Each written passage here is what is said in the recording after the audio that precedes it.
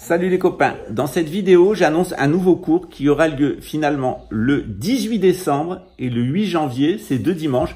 Ce cours-là, ça sera un mini cours de gnose et ça sera surtout un cours consacré à Elon Musk et à la théorie de la conspiration parce que j'ai envie de vous présenter le faux prophète de l'Apocalypse et vous allez voir, il coche toutes les cases. Bonjour les amis, j'espère que vous allez bien, je suis Pascal Triffingui-Colbert. Aujourd'hui, je vous présente un nouveau cours. Alors c'est un cours qui est gratuit pour tous ceux qui sont déjà mes étudiants.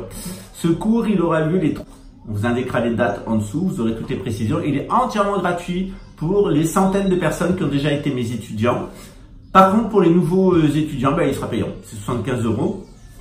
Qu'est-ce que vous allez apprendre dans ce cours? Il va durer entre 6 et 8 heures. Et plutôt que de donner un cours de gnose académique, eh bien, ça va être un cours très marrant, un cours qui va être complètement dédié à la théorie de la conspiration. Et vous allez voir comment, tout comme on a un marketing de droite, on a un marketing de gauche. Et on a aussi un marketing du centre. Alors en France, vous êtes habitués au marketing du centre, c'est le marketing d'Emmanuel Macron. Et puis bientôt, vous aurez la droite qui viendra vous vendre ses bobines. Et puis la gauche aussi qui a essayé avec Jean-Luc Mélenchon. Alors généralement, les gens ne croient plus dans la gauche s'est effondrée. Ils ne croient plus dans la droite s'est effondrée, elle a été remplacée par l'extrême droite. Et le centre, ça a été un espoir, Macron, mais c'est un espoir qui a été déçu. C'est-à-dire qu'il a été élu la deuxième fois par défaut. Alors, qu'est-ce qu'il faut comprendre sur cette situation? Eh bien, on va le faire en voyant très rapidement qu'est-ce qu'est une doctrine traditionnelle. La plupart des gens ignorent ce qu'est une doctrine traditionnelle. On va voir très rapidement qu'est-ce que c'est que l'extrême droite, qu'est-ce que c'est que le centre et qu'est-ce que c'est que l'extrême gauche, d'où ça vient, qui a fabriqué ça. Vous verrez, c'est les mêmes. C'est le même marketing, tout part de Londres, que ça soit l'extrême droite nationaliste, que ça soit la droite républicaine, que ça soit le centre libéral ou ma moto brésilienne, et que ça soit la gauche tiède ou l'extrême gauche, tout ça, c'est lié à la City of London. Et généralement, eh bien, on a ce choix et on reste là. Actuellement, on nous fait croire qu'il y a un nouveau choix. On a Elon Musk, et Elon Musk, il est intéressant.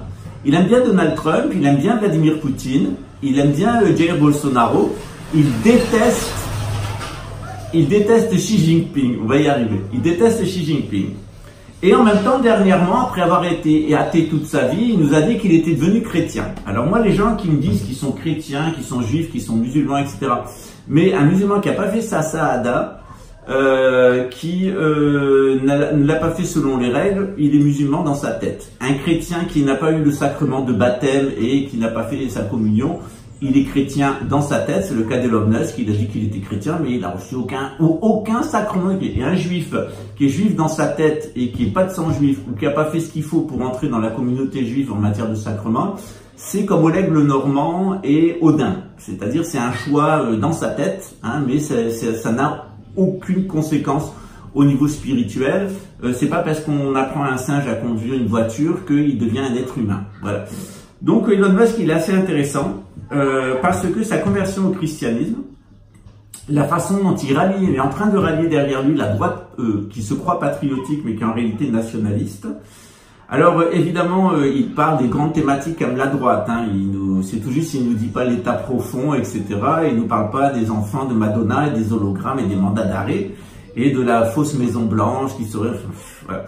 Donc on y est presque chez Elon Musk. C'est un produit marketing qui vise à séduire les chrétiens. Il a séduit toute une partie des chrétiens modernistes. Il a séduit les modernistes, les geeks, il a séduit les chrétiens et maintenant il est en train de séduire QAnon. Comment est-ce qu'il a fait pour séduire QAnon? Eh bien, il est arrivé avec une rhétorique anticommuniste plutôt, en critiquant Joe Biden, qui est hautement critiquable. Je n'aime pas du tout Joe Biden, encore moins son fils, et il est devenu un héros de la droite en déballant sur la gauche. Tout comme il y a des héros de la gauche qui deviennent des héros en déballant sur la droite. Voilà, c'est en fait des héros sur commande. Et c'est exactement ce qu'est Elon Musk. Elon Musk, c'est un produit marketing. D'abord, il a séduit les investisseurs, puis il a séduit les geeks, puis il a séduit les jeunes, puis il a séduit les femmes, puis il a séduit les bobos, puis il a séduit les marchés financiers. Et actuellement, il a séduit les chrétiens et le camion, c'est aussi une constante dans mes vidéos. Et là, il est en train de séduire les conspirationnistes. Alors, c'est pas nouveau, hein, la séduction des conspirationnistes. Elon Musk est adoré par la droite bolsonariste, néo-nazie. Si les nazis du Luxembourg adorent Elon Musk. Voilà. Ils voient en lui d'ailleurs un nouveau Werner von Braun. D'autre part, il a séduit aux États-Unis toute la droite trumpiste, et aux États-Unis, Donald Trump a séduit d'abord les Russes des États-Unis. Il est en train de séduire la Russie. Il faudra très peu pour qu'on le voit avec Vladimir Poutine. Voilà. Donc, qu'est-ce qu'est en train de nous vendre de Elon Musk? Eh bien, il est en train de nous vendre la soi-disant liberté d'expression. On aurait des vilains communistes associés au nouvel ordre mondial qui en auraient après la droite patriotique et qui voudraient supprimer la liberté d'expression. Alors, qu'est-ce qu'a fait Elon Musk pour faire accréditer son produit marketing? Eh bien, il a d'abord acheté Instagram, ou Twitter, non c'est Twitter, il a acheté Twitter, et puis ensuite il a réouvert tous les comptes Twitter des conspirationnistes, mais aussi des pédophiles, etc. Tout le monde y a eu le droit, tout est réouvert. Hein. Voilà.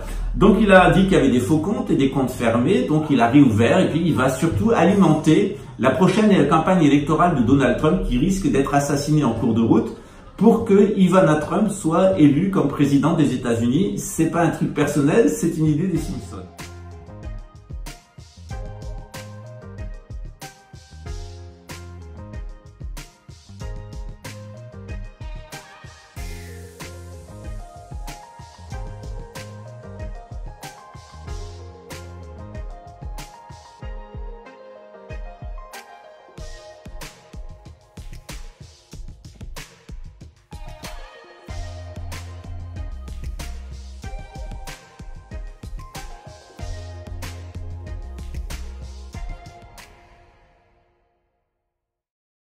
Donc il est fort possible que ça soit la stratégie.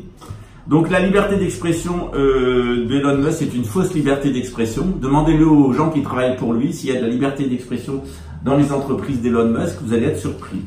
D'autre part, il a des rapports très étroits avec 3 nazis patentés qui sont Donald Trump, Vladimir Poutine et Jair Bolsonaro. Bon, Bolsonaro est complètement nazi, assumé. Poutine est moyennement nazi et plutôt assumé. Trump est complètement nazi mais pas assumé du tout. Mais de toute façon, c'est la même ligne de conduite. C'est les conservateurs qui invoquent la religion mais qui n'ont aucune légitimité pour être au pouvoir, même pas démocratique. C'est-à-dire que Donald Trump n'a pas de légitimité démocratique. Il avait 3 millions de voix de retard sur Hillary Clinton, donc d'un point de vue démocratique, aucune légitimité. Poutine est un dictateur et un manipulateur qui s'est servi du KGB pour arriver au pouvoir, dont la famille est impliquée dans l'assassinat des Romanov. Quant à Jair Bolsonaro, c'est le faux attentat du coup de couteau et Cambridge Analytica, donc la légitimité démocratique des 3, elle est nulle. N'empêche qu'on nous les vend comme des incarnations du peuple. D'autre part, chose inquiétante, c'est que Elon Musk est un conflit ouvert avec la Chine. Alors c'est pas pour des raisons idéologiques, hein, c'est tout simplement que le principal concurrent en matière de voitures électriques de Niobium et de Changhezit, eh ben c'est la Chine. Donc Elon Musk, a eu pour que dalle les tirs de satellites et de fusées brésiliens, et son principal concurrent économique c'est la Chine. Voilà pourquoi il s'en prend avec la Chine.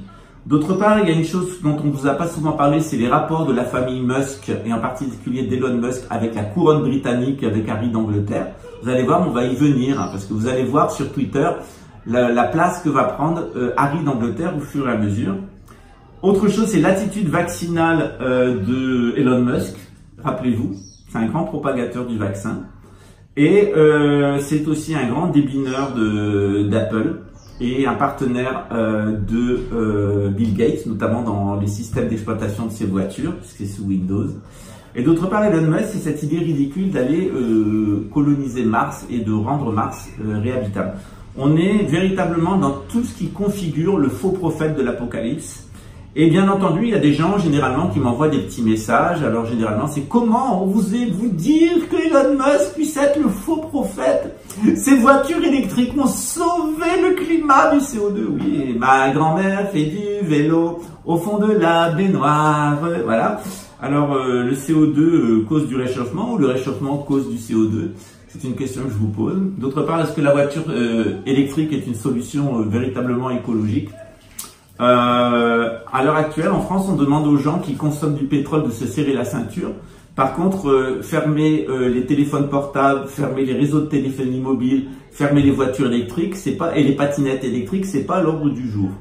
Donc c'est quand même bizarre qu'on veut régler une crise énergétique en insistant en permanence sur le carbone et en ne créant pas d'énergie douce et en proposant de nouveau du nucléaire. Donc moi je suis toujours très suspect quand j'ai des guignols en uniforme qui me proposent du nucléaire et quand j'ai des gogoles d'ingénieurs qui vont mettre des centrales nucléaires sur les endroits les plus risqués de France et en particulier sur les lieux géomagnétiques.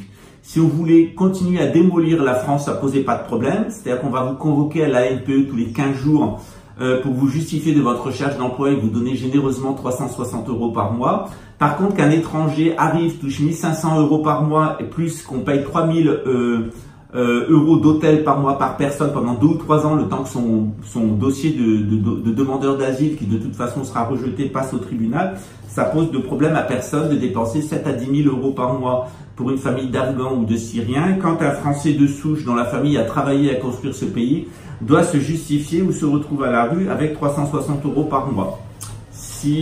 Voilà le programme qu'on vous propose. Alors évidemment, c'est la même chose aux États-Unis. Faut pas rêver. Il y a 2,5 millions de personnes aux États-Unis qui sont en détention en tant que demandeurs d'asile, dont des mineurs. Voilà. Et Donald Trump d'ailleurs avait demandé à ce que les mineurs soient mis en prison avec les parents, ce qui posait des problèmes en matière de mœurs notamment. Voilà ce que c'est que Donald Trump. Je rappelle aussi la condition des migrants en Russie. Puis je rappelle aussi ce qu'a fait Jair Bolsonaro ici, c'est-à-dire supprimer le ministère de la Culture, renvoyer les médecins cubains qui aidaient à la santé publique dans les zones les plus reculées. Ce sont des très bons médecins, les Cubains. Et toutes les catastrophes, puisqu'il est le président de l'histoire du Brésil, sous lequel la croissance a été la plus basse, où il y a eu le plus de corruption et d'évaporation de fonds publics. Voilà. C'est la même chose avec Trump. Trump a fusionné le Trésor et la Réserve fédérale, c'est-à-dire que le contribuable américain est responsable de tous les billets qui ont été émis par les banquiers privés. Super. Pas seulement des dettes de l'État, mais maintenant de tous les billets émis. Voilà. C'est ce qui s'appelle se faire les poches. C'est grâce à Donald Trump. Il était d'ailleurs annoncé sur les fresques de Bank of America.